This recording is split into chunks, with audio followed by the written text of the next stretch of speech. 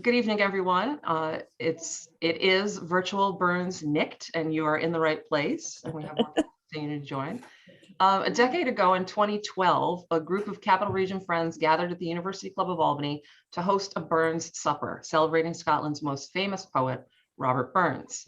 Last year, in January 21, the pandemic ruled out indoor gatherings, so with a 30-minute notice, my favorite Haggis addresser did his bit online.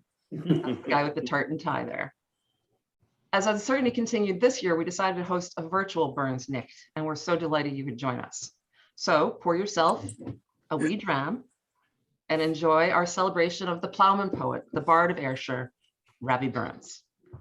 Robert Burns was born 263 years ago today on January 25th, 1759 in Alloway, Scotland. He died from complications of rheumatic heart disease at just 37 years of age in 1796. Still, he remains Scotland's most famous poet and lyricist, thanks to his famous works, including To a Mouse, Tam O'Shanter, and A Red, Red Rose. 5 years after his passing, 9 of his close friends gathered to mark the anniversary of his death in 1801. They very likely started their commemoration with a recitation of the Selkirk Grace. Tonight, we welcome Meredith Eaton, who hosted our inaugural Burns Supper at the University Club of Albany a decade ago, to do the honors. Meredith, before the grace, please tell us about your history with Burns Suppers. Hi, everybody, and thanks for joining us. I can't believe it was 10 years ago that we hosted the first one in Albany. We were 12. And I had been hosting Burns Suppers for 5 years already by then. My first Burns Supper started in San Francisco, where we made Scottish friends, and they brought us to this dodgy theater in San Francisco, and there was some sort of a potluck going on the stage, and you knew all kinds of awfulness was growing on that stage, but everybody was really into it. So then we started hosting our own Burns Suppers when I was a married lass in Janesville, Wisconsin in, I don't know, 15 years ago. And we did it for 5 years. And then in 2011, we moved to Albany, and I was still a married lass. And after our first year in Albany, we joined the University Club and then decided to start hosting Burns Suppers because it was the perfect venue for it and such great audiences and everything. We had a brilliant time doing it all those years. I haven't done a thing since I left in 2016. And so it's really I'm really happy to be back here now as a divorcee and still totally into Robert Burns and Haggis and Neeps and Tatties and Cockaliki soup and everything, and good Scottish shortbread, which I miss Duncan's wonderful shortbread. And hi, Jer Mom. I'm happy to be back here with you all. I can't wait to hear Eric address the Haggis. But before we get everything started, like anything worth waiting for, we must say grace first. So if you know it, say it along with me. Some hae meat and canna eat, and some what eat that want it. But we have meat and we can eat. So let the Lord be thanked. Amen. Amen. Amen. Thank you, Meredith. That was just lovely. Thanks. Eric Hoppel, my favorite tartan dresser, was pressed into service to read aloud the famous address to a Haggis at that first Burns Supper in 2012. And it was dreadful. He read it for a few years. Then he committed it to memory, and he has been reciting it ever since.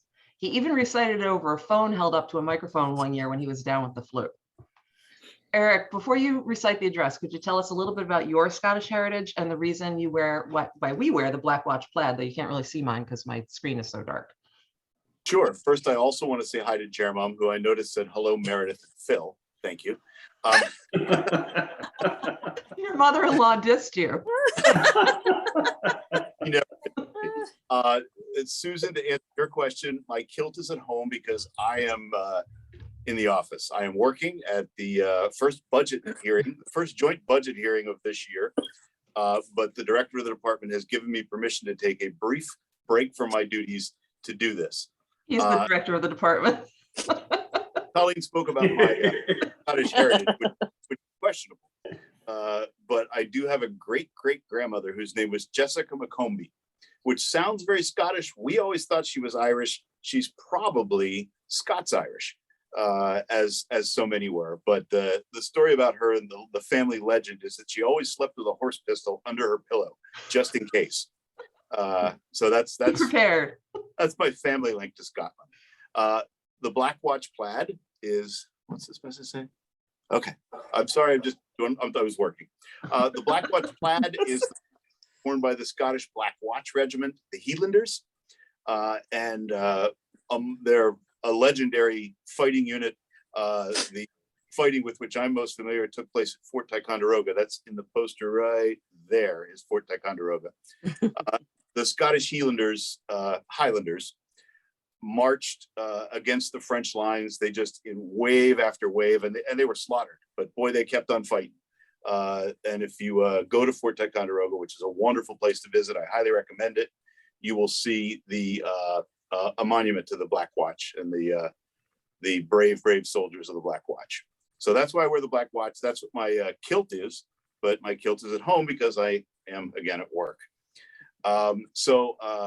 I do have the honor of reciting the address to the Haggis, which is basically a poem to a piece of meat. It's 2 stanzas telling you how great this meat is. It's 2 stanzas about cutting it up and eating it. It's 2 stanzas kind of ripping on the French, and it's 2 stanzas about how great the Scots are. And the hardest part of the poem, after you memorize it, is the burp, which is part of the poem. That might be a surprise to some, but it's got to be in the poem. So without further ado, allow me to proceed. Fair ba, your honest sonsy face, great chieftain of the puddin race, aboon them all you take your place, paint, stripe, or term, we're you worthy of a grace, as long's me arm. The groaning trencher there you fill, your hurdy's like a distant hill, your pen would help to mend a mill in time of need, while through your pores, the juice distill like amber bead. His knife, see rustic labor dipped, and cut you up with ready slicks, trenching your gushing entrails bright like only dicked. Then, what a glorious sight, warm, reeking, rich. Then horn for horn they stretch and strive, deal take the hindmost, on they drive, till all their wheels swelled kites belive are bent like drums. Then old Guidman, mace like the rive, be thank it, Toms. Is there that or is French ragout, or Oreo what would stow a sou, or fricassee what make her spew with perfect scholar, look down with sneering scorn for view on sick a dinner. Poor devil, see him or his trash, as feckless as a withered rash, his spindle shank a guide whiplash, his neve a knit, throw bloody flood or field to dash, oh how unfit. But mark the rustic, Haggis fed, the trembling earth resounds his tread, clop in his wally knee and make it a blade, he'll make it whistle, and legs and arms and heeds will steed like tops of thistle. Ye powers will make mankind your care, and dish them out their bill of fare. Old Scotland wants they skinking ware, the jops and loggies, but if ye wish her grateful prayer, gie her a haggis. And that's where I would say, ladies and gentlemen, the haggis. But instead, I will just say, please buy Phil's books. They're really good. And I owe Meredith some autographed copies. I just have to get Phil to sign them. So thank you all very much. Anytime. That was a work of beauty. Yeah, Greg, well, that was delightful. Thank you so very, very much. And I'm sorry that you have to return to work. I'm going back to work now. Bye, everybody. All right. Thank you. The people of New York, thank you. So now we will go on to Mr. Phil Bailey. Phil Bailey is best known to Capital Region viewers as a journalist. He anchored the #1 rated morning news at WNYT-TV, where Eric worked, in Albany for 15 years. Phil has a familial connection to Crawford Priory, a country house just outside of Fife in Scotland. It is a former residence of the Earls of Crawford, Earls of Glasgow, and Barons Cochrane of Cults. Originally built as Crawford Lodge by the 21st Earl of Crawford in 1758, it was substantially enlarged and extended in the early 19th century by a sister of the 22nd Earl, Lady Mary Lindsay Crawford. Today, it exists as a ruin. Phil has graced many of our University Club suppers, and it's possible that these events inspired a scene in the latest in his series of murder mysteries set at ski resorts titled Back Dirt. Since so many of us love history, Phil, before your reading, could you tell us the meaning of the title of this book? Yes, but before even that, I'm going to point out, because Hop raised the issue of the Black Watch. I had an ancestor in the Black Watch who was at Fort Ticonderoga. He was a Crawford, and if you go to the museum at Fort Ticonderoga, you will. Can you turn that down? Because it's gonna feedback. Yeah, can you have Carolyn turn off the audio on her device? Thank you.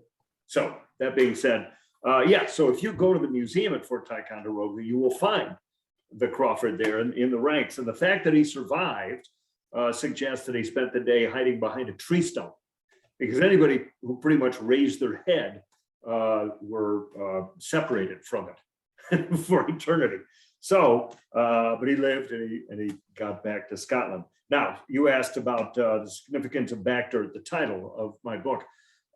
It is twofold. One, it is because backdirt is the third in my Murder on Skis mysteries. And so one of the reasons is snowboarders started calling in this book, started using the term to describe a particular kind of fall, that if it was summertime and they were on skateboards or mountain bikes and they fell on their back, it would be all dirty. And so on snowboards, they just said if they fell on their back, they'd start hollering at each other, backdirt, backdirt. It is also a term in archaeology that the simplest way to explain it is the dirt they remove from the pit when they're looking for artifacts. When they are done with the pit and they fill it back in, they just put the dirt back in, and that is what archaeologists call backdirt. So I guess at this point, you probably want me to read from my book, Backdirt. So it takes place at a Burns supper. And if you want to follow along, it is the second page of chapter 16. I like your skirt, she said. It's a kilt, JC replied with a grin. And your purse is cute, she said. It's a sporran, he informed her. You're wearing garters? They're called flashes. To hold up your socks? To hold up my hose. He was sorry the moment he said it. Oh, I'm wearing hose too, she said. Have we had our fun now, JC asked. Not all of it, I hope, she told him with a smile. They made a short walk to the lodge. The Burns supper would be held in a room adjoining the bar. Your cute skirt, Robin asked him. Does it mean anything? The maroon and green tartan means my family belongs to the Lindsay and Crawford clan. My great-grandfather was the last one to live in Scotland. JC paid for 2 glasses of wine at the bar and they scanned the crowd arriving for cocktail hour. Have you ever eaten haggis? JC asked her. She stared at him like he had asked her if she ate living mice. It's good, he assured her. I love it. So if you order it 10 times in Scotland, you'll be served 10 different versions. I must say, I like it with some sauce. But the same yucky ingredients, she asked? Pretty much, he told her, but don't worry, some of the yucky ingredients are illegal in the United States, so they have to make adjustments here. Do they add chocolate here, she asked? No, but it's not a bad idea. They spotted Cindy Pfister, the archaeologist. She was wearing Paul Campbell's boar head pin, the mark of the Campbell clan. You brought her, Pfister said, grinning at them both. You didn't leave me much choice, JC told her. Cindy Pfister informed them of a plan to remember Paul Campbell. It was on the program for the night. The murder victim was from Scotland. So there you have it. A murder victim and a Burns supper. What more do you need for a quality murder mystery? The book is Backdirt, and you can find out more at murderonskis.com. Thanks, Phil. Sure. Your dialogue writing is spot on. I thoroughly enjoyed it. Oh, you're so sweet. Thank you. I've read all three of the books, and they're delightful. Thank you. That's very kind of you. So, Phil, tell us a little bit about your travels in Scotland. I know that you've gone to see the old pile that used to be owned by your family. That's right, the old family pile. Yeah, we, what's that? Oh, that's true. Okay, I'll mention him, Alex. So, yeah, my ancestors lived in Fife, about halfway between Edinburgh and St. Andrews. They were near the town of Cooper, which is the largest, I think it's the largest town in Fife. And it was a manor. and you described it very well. You did your research, Colleen. I will say though, and it really became this beautiful manor in the 1700s, but the property dates back to the 1500s. It probably, and again, when you get that far back, there's some conjecture, but it seems to have been a monastery. And King Henry VIII, who didn't necessarily subscribe to that particular monastery's beliefs, took it away from them and gave it to somebody more loyal, who I presume to be my ancestors. And it became a hunting lodge, and then the building grew from there until it grew into quite a lovely structure until it burned down in the 1970s or 80s. So that was my family's property. There was a sequence of untimely deaths that sort of moved it a little further away. Otherwise, I would like to say that my father would be the rightful Earl of Crawford. And that being said, that my father has passed and my oldest brother has passed. So there's only, standing between me and the rightful earldom is only one remaining brother. And I tell him all the time, you better sleep with one eye open. Very nice. Well, I think what I'd like to do now is to give us a little musical entertainment. We can come back if Phil wants to share some other thoughts and memories. But one of our fondest memories from the first Burn Supper was the performance of a tune called "The Star o' Rabbie Burns" by a true Scotsman, Duncan Hunter. We posted the video to YouTube, and it's gone rather viral with over 4,000 views. He's very proud of that. Great. So we are happy to share it with you tonight. So cross your fingers that my screen sharing is going to work. Technology is always, kind of iffy. So let's see if we can get Duncan Hunter to sing for us. Ray is shed on every clime. It shines by night, it shines by day, and ne'er grows dim with time. It rose upon the banks o' Ayr, it shone on Doon's clear stream. 200 years have gone and mair, yet brighter grows its beam. Their kings and courtiers rise and fall, this world has many tons, but brightly beams up in them all the Star o' Rabbie Burns.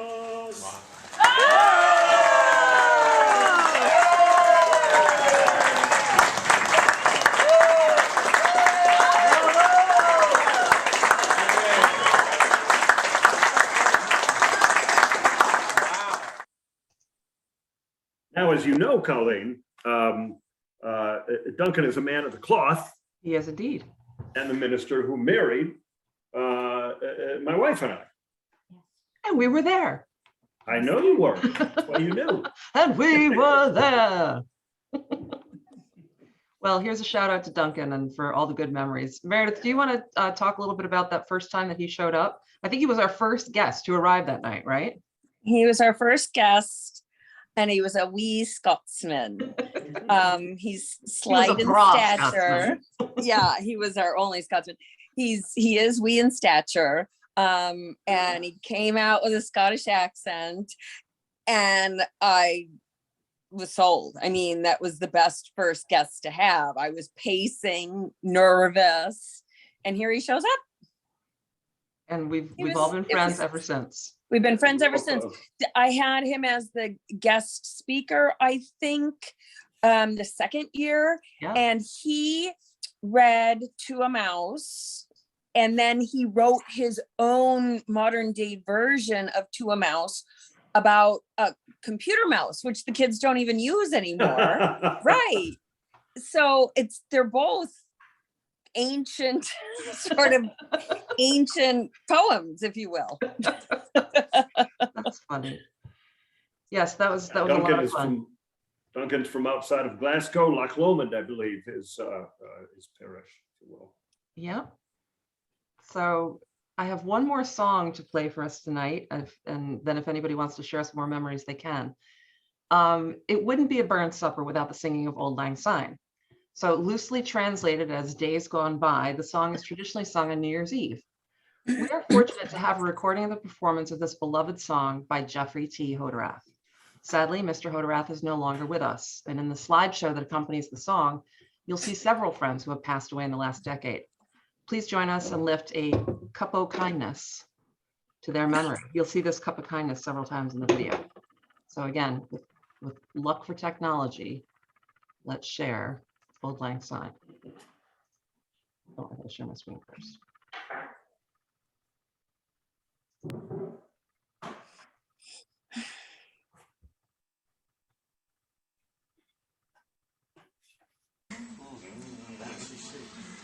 Should all acquaintance be forgot and never brought to mind?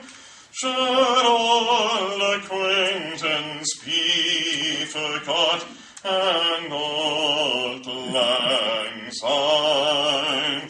For Auld Lang Syne, my dear, for Auld Lang Syne, we'll take a cup of kindness yet for Auld Lang Syne, and surely he'll be understood, and surely I'll be mine, and we'll take a cup of kindness yet for Auld Lang Syne.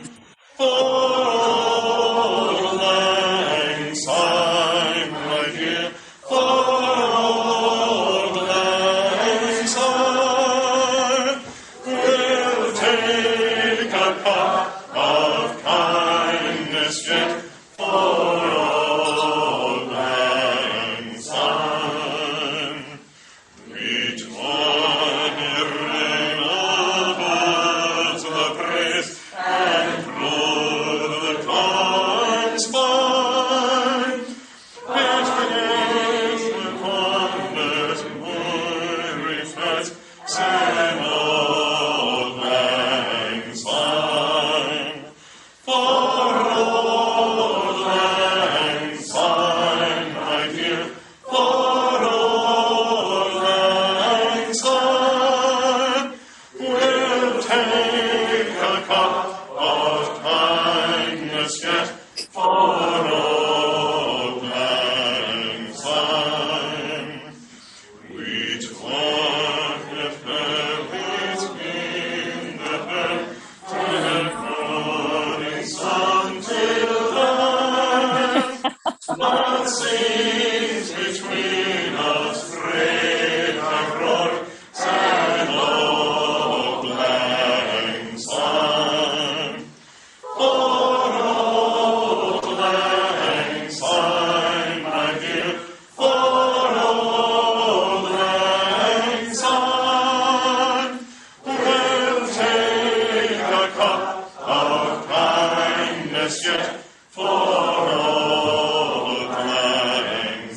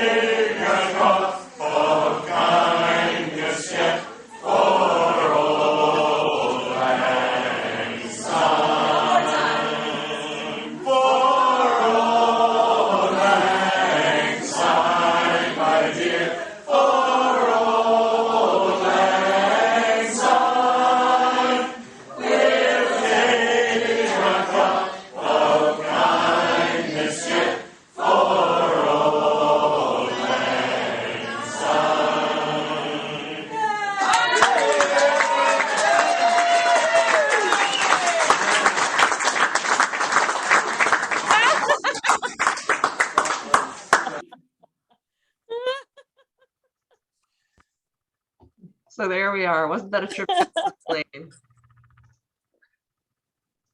So Very lovely.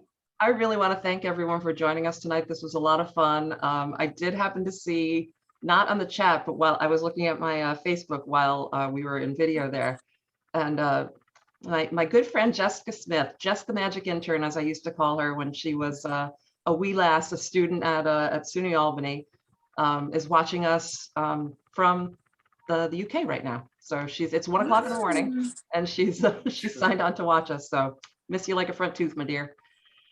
All right, everybody. Thanks all. Happy Burns Nicht, and greetings to, oh, she's in Edinburgh. All right. Well, there you go. Hi, Jess in Edinburgh. Oh, that's right. She's doing additional schooling, I think. Or maybe she's working. I don't know. I've lost track. But greetings to everyone, and take good care. And next year, hopefully we can do it all together. So Face to face, huh? Lancha. Solancha, va. Plunge. Cheers, everybody. Have a good night. Mm-mm.